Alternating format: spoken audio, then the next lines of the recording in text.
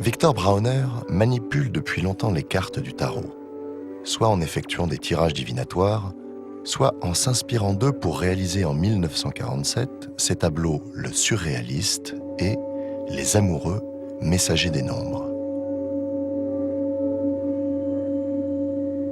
Fabrice Pascaud, astrologue et tarologue, déchiffre ces deux œuvres énigmatiques dont les secrets servent d'écrin aux mythes et en protègent l'essence.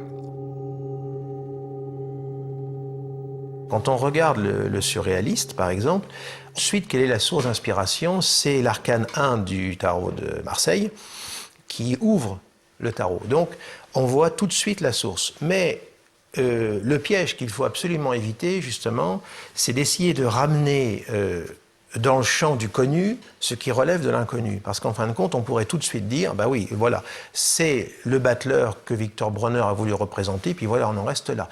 Eh bien non, c'est le piège dans lequel il ne faut pas tomber.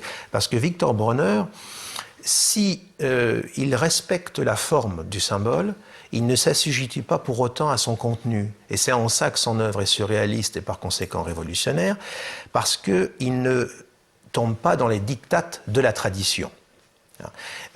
Il réinvente à partir de là sa propre mythologie. Et nous, dans ce qu'il nous donne à voir, il nous invite à en faire de même.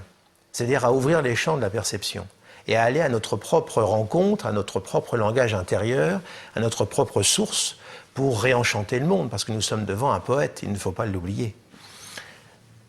Quand on regarde le surréaliste, nous avons le respect de certains codes. On retrouve les coupes, les épées, les bâtons, les écus. Mais quand on voit la table, c'est plus la table du battleur. C'est la table de Victor Bronner. Il crée un animal qui est un animal qui ressort de sa propre mythologie. Alors on voit le lemniscate, qui est le symbole de l'infini, donc c'est l'ouverture.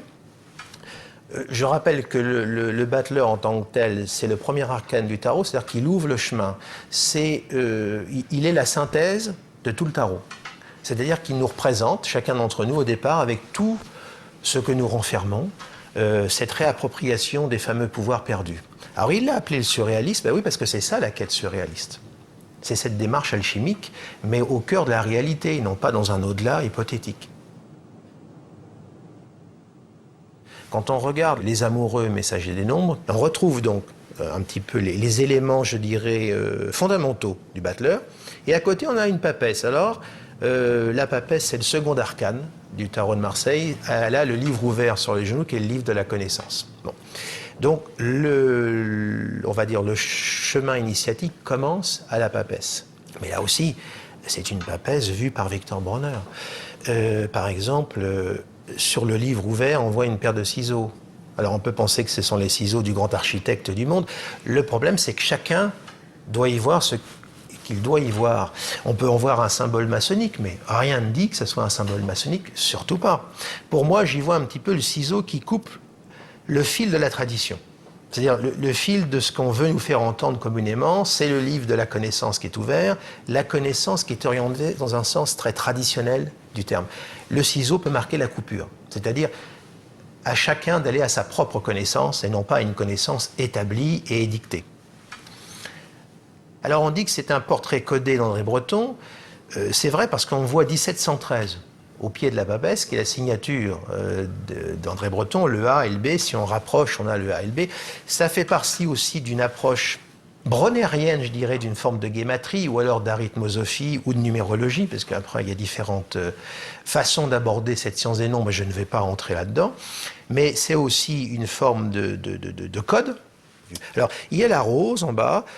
Bah oui, c'est le symbole de Vénus, c'est le symbole de l'amour fou. Moi, je vois dans ce tableau, alors évidemment, c'est ma vision, je tiens à le préciser surtout, je vois aussi une représentation de l'amour fou.